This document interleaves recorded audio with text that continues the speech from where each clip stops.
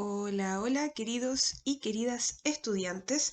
Nos encontramos en nuestro cuarto módulo, nuestra cuarta cápsula, que tiene por tema la función cuadrática. El objetivo de esta cápsula es conocer la función cuadrática, reconocer sus parámetros, representarla gráficamente, identificar sus elementos característicos y calcularlos. Así que es harto trabajo el que tenemos el día de hoy. Tratemos de ir ordenados. Si tienes alguna duda, pues pones pausa y repite nuevamente. Vamos a colocar como título entonces función cuadrática. Recuerden que nosotros ya tuvimos un primer acercamiento en nuestra clase del día, déjenme indicarles, del día 19 de octubre. Recuerden que nos reunimos y en esa clase adelantamos un poco del trabajo de función cuadrática. Así que ya sabemos que nos referimos a una función de una forma específica, pero que sí o sí va a tener la variable independiente elevada a 2. Es por eso que es una función cuadrática. Entonces, la forma, es decir, la representación algebraica de esta función corresponde a ax cuadrado más bx más c, donde a, b y c pertenecen a R, es decir, son números reales. Y A es distinto de 0. Tiene que ser así porque si A es 0, se anula nuestra variable al cuadrado y nada más nos quedaría bx más c, que sería como una función afín. Por lo tanto, sí o sí tiene que haber presencia de una variable al cuadrado. Mientras que los números que acompañen a la x, tanto al cuadrado como la x que está exponenciada a 1 y c, pueden ser cualquier número. También se les llama a veces coeficientes. Ejemplos de algunas funciones cuadráticas. Vamos a mirar algunas distintas formas de estas funciones en estos tres ejemplos, siempre recordando la forma general que tenemos aquí escrita con rosado. Y vamos a determinar entonces para cada una de estas funciones reconocer los coeficientes o parámetros ABC. Esta parte es súper importante porque vamos a ver harto uso de fórmula. En el primer caso, si x cuadrado no lo acompaña ningún número, nosotros sabemos que tiene como coeficiente 1. En este caso, b, recordemos que es el término que está acompañado de x, y no hay ninguno de esos términos en nuestra primera función, por lo tanto, en el primer caso, b será 0. Y c corresponde al coeficiente que no tiene variable, es decir, al número que está solito, 3. En el siguiente caso, el número que acompaña a x cuadrado, es decir, el coeficiente a, será 2. El número que acompaña a x no lo vemos acá, por lo tanto asumimos que hay un 1. Pero ojo, el coeficiente incluye el signo, por lo tanto menos 1. Y como no vemos coeficientes solo, 0. En el último caso, a será menos 3 quintos, b 0,5 y c por último será 2. Esta parte es esencial porque más adelante veremos que algunos elementos se calculan a través de fórmulas que involucran a estos coeficientes. Por lo tanto, es muy importante saber reconocerlos. Quién es A, quién es B y quién es C. Gráfica de una función cuadrática. Nosotros sabemos que ya hay un camino que podemos recorrer para hacer una gráfica de una función, que es completar una tabla de valores. Esta es nuestra primera opción. Hagamos de ejemplo un ejercicio. Para eso vamos a tener esta función y vamos a completar la tabla que les mostraba ahí.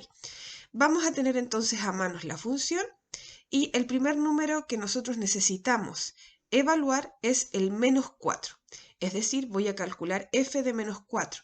Esto significa que donde estén las x en las funciones reemplazaremos por menos 4. Cuidado con los signos, uso de paréntesis y dando como resultado final el 22. Completo la tabla entonces cuando x vale 4 y vale 22. Por ejemplo, voy a hacer la evaluación para 1, es decir, f de 1. Reemplazamos, operamos y calculamos. 1 menos 1 me da 0, o sea, me quedo solo con menos 2. Entonces, como sabemos, ya completar una tabla consiste en hacer las evaluaciones correspondientes. Calculemos f de 0, reemplazo todas las x por 0 y solo me quedo con menos 2.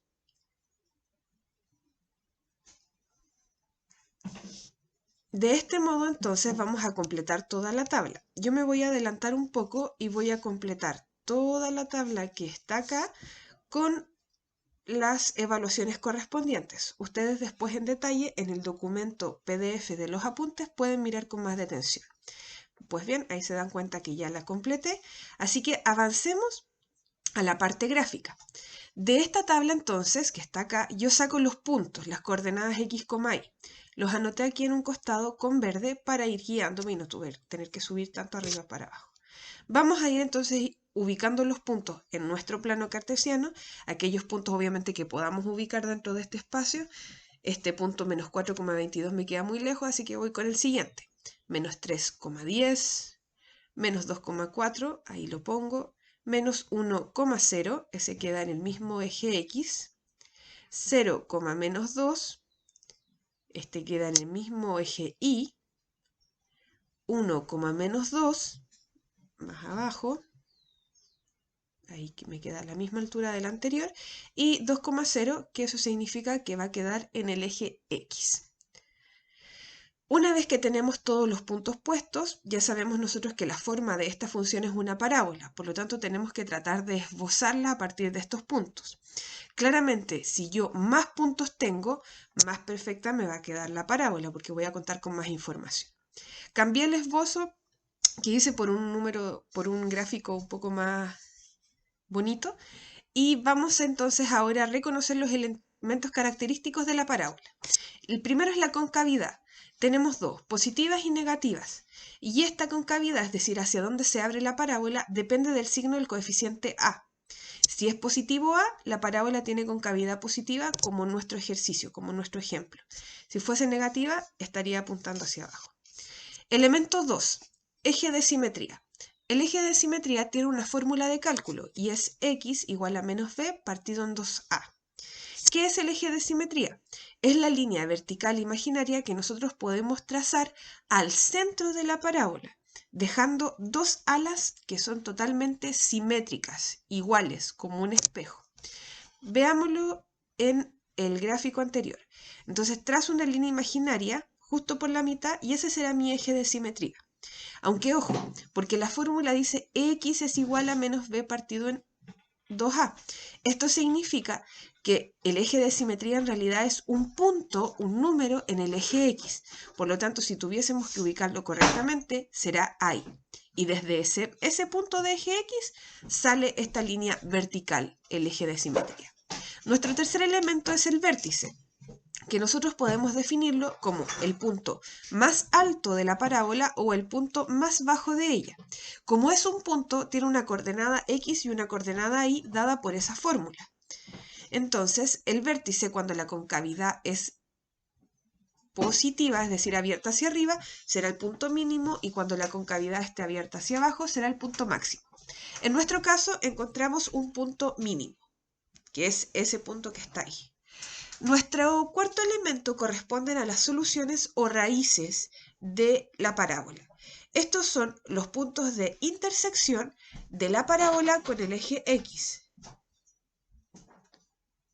Si podríamos representarlo, serían estos dos puntos que tenemos aquí.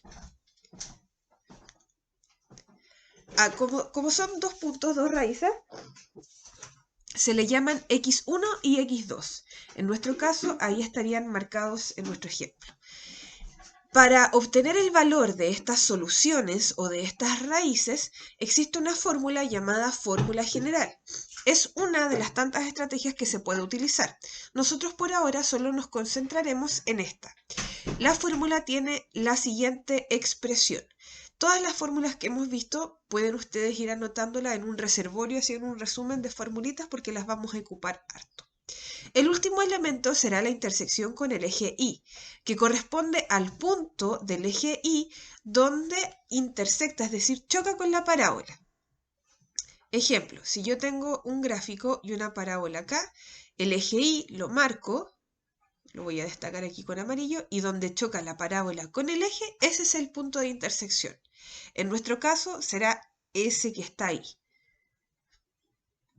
Estos son los elementos entonces característicos. Si es necesario, vuelve a revisarlos. Hay una forma para encontrar a todo esto la intersección con y, que es evaluar la función a cero, es decir, calcular f de 0. Reemplazar 0 en la función y el número que nos quede es el punto donde la parábola pasará por el eje y. A continuación haremos una actividad resuelta de la guía de aprendizaje 4, el ítem 3. Se les da varias funciones y tienen que calcular los elementos que están ahí. Lo primero que hacemos entonces, dada nuestra función, es determinar quién es A, quién es B y quién es C, con signos y todo. Entonces, tengo la fórmula del eje de simetría, menos b partido en 2a. Reemplazaremos entonces los coeficientes que nosotros obtuvimos de nuestra función en dicha expresión. Menos b significa que nos quedará menos 3. El menos se conserva porque es parte de la fórmula. Y 2 por a será 2 por 2. O sea que el eje de simetría será menos 3/4. Como nosotros estamos trabajando en el plano cartesiano, vale obtener la expresión decimal de este valor para así más fácil encontrarlo en los ejes. Vamos con el segundo elemento, que es el vértice. Recordemos la fórmula de vértice, es el punto, esa es la coordenada x y la coordenada y. Ahora coincide que la coordenada x del vértice es justamente el eje de simetría, por lo tanto eso ya lo tenemos calculado, o sea que será menos 3/4. Nos vamos a dedicar entonces a buscar la coordenada y del vértice, con esta expresión 4a por c menos b cuadrado por 4a. Reemplazaremos entonces según los valores de a y b, c que tenemos, respetando los signos y las operaciones. Primero haremos las multiplicaciones, resolvemos las potencias y luego hacemos las restas. En el primer caso me queda menos 16 menos 9 partido en 8, o sea, menos 25 partido en 8. Recuerden que lo pasamos a decimal para luego ubicarlo más fácilmente en el plano cartesiano. Quiere decir entonces que la coordenada y del vértice es menos 3,125. Vamos a ubicar esta información entonces en nuestra tabla. Podemos escribirla en su forma como fracción, como la obtuvimos acá, o el vértice con las coordenadas en forma decimal. Como ustedes las ubiquen, está correcta, pero cuando vayamos a ubicar en el plano, obviamente es más fácil ubicar los números decimales. Completamos la tabla entonces con la nueva información y nos vamos a calcular la intersección con y. Les recuerdo entonces que esto se calcula haciendo f de 0. O sea, tomamos nuestra función y donde esté la x, vamos a reemplazarla por 0. Esta es la función con la que estamos trabajando. Significa 2 por 0 al cuadrado más 3 por 0 menos 2. Todo lo que tenga 0 se va a anular y solamente me quedo con el menos 2. Es decir, que esa es nuestra intersección con el eje y. Vamos a completar la tabla entonces, menos 2.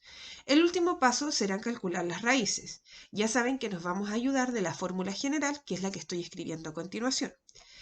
Voy a dejar a mano entonces quién es A, quién es B y quién es C por aquí, porque vamos a tener que reemplazar. Vamos reemplazando con cuidado y teniendo respeto en la estructura de la fórmula. B cuadrado será 3 al cuadrado menos 4 por 2 por menos 2, que corresponde a C, partido en 2 por 2. Para resolver esto, resolvemos primero las potencias, las multiplicaciones, luego las sumas y las restas y al final las raíces. Voy a resolver entonces lo que está dentro de la raíz, porque eso me puede generar errores con signos, por lo tanto tienen que tener cuidado. En la raíz se resuelve primero la potencia, luego las multiplicaciones y al final esos dos resultados o se restan o se suman. En este caso me queda 9 y resulta que voy a multiplicar dos números negativos, el 4 y el 2, por lo tanto el resultado quedará positivo y me dará 25. O sea, adentro de la raíz quedó un 25. De acá entonces, recuerden ustedes que salen los dos valores de x, porque son dos raíces las que debemos encontrar. Es por eso que la fórmula involucra este más menos que está entre medio, porque voy a sacar un valor que será x1 a través de la suma y otro valor a través de la resta. Entonces para una raíz ocupo el positivo y para la otra el negativo. Calculé el valor de la raíz de 25, que es 5, y ahora nada más obtenemos el resultado, que será menos 2 cuartos, que será un medio, en decimal 0,5. Lo voy a escribir abajo para hacerlo un poco más ordenado y darle espacio al anterior. Y en el x2 se sumarán estos dos números, menos 8 partido en 4, y eso me dará 2. De ahí saco entonces mis dos valores de las raíces. Ahora, para toda esta información de estos elementos, llevarla al gráfico, vamos a esbozar un gráfico, que consiste en que vamos a ubicar aproximadamente estos números, no así precisos en el plano, sino que los haremos en una idea referencial, ¿ok? Es por eso que esta será nuestra opción 2 para graficar. Opción 1 es usándola con los tabla de valores y opción 2 es hacerla a través de este método, reconociendo los elementos característicos, eje de simetría, vértice, intersección con y las raíces. Entonces, graficando solamente estos puntos, puedo tener una idea de cómo es la parábola. Hago el plano y voy a ubicar primero las dos raíces. Las raíces siempre se ubican solo en el eje X, las dos. O sea, voy a ubicar en el eje X el 0,5 positivo, que lo voy a poner por aquí al ojo, y el menos 2, considerando las proporciones de las distancias. Ahí tengo X1, X2. Voy con la intersección con Y. ¿Dónde se busca este elemento? En el eje Y solamente, o sea, aquí abajito. Siguiente, el vértice. Aquí viene la parte donde tenemos que pasar a decimal para poder ubicarlo en las rectas numéricas. Voy a ubicar un 1, la mitad 0,5 y la mitad estaría el 0,75, por acá abajo, el menos 3 aquí. Y donde se intersectan entonces está el vértice, que en este caso será el punto mínimo, más bajo, porque la concavidad es positiva. Trazo entonces la parábola ubicando estos puntos nada más y ahí está el esbozo. ¿Ok? Con eso entonces damos por cumplimiento a nuestra tercera parte del objetivo, que era calcular los elementos de la parábola. En la guía de aprendizaje tienen varios ejercicios para practicar, desde evaluación de funciones, completar tablas de datos, calcular los elementos y poder esbozar sus gráficas. Espero que les vaya muy bien. Muchos